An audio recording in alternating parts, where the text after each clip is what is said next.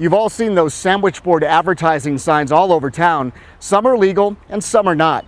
The city is taking steps to educate business owners on the temporary sign ordinance to help clean up the clutter. There is a Bend ordinance for temporary signs. What it requires is that anytime you have a temporary sign, you need a temporary sign permit.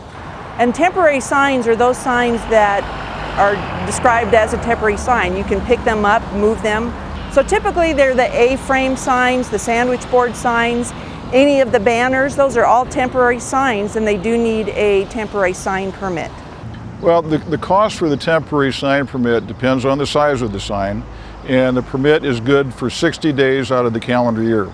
The intention of that temporary sign permit is really for those signs that are for, say, special events that are for a short term in nature. They're not for an everyday use throughout the year. It's very serious. There are a proliferation of all types of temporary signs in the city. It's getting better now that we're working on it, but they're all over town. Today we are on 14th Street on the west side of Bend.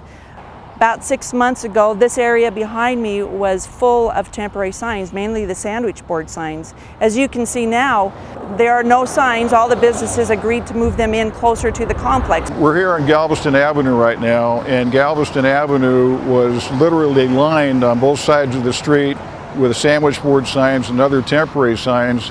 And as you can see today, they are basically gone. Some of the most egregious temporary sign violations that we have found are those ones. We have found several that are actually in the roundabouts.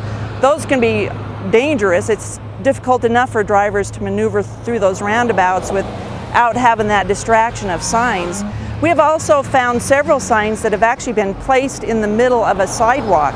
There was one business on the west side that I contacted, and she said that she thought her sign was okay because people could walk around it.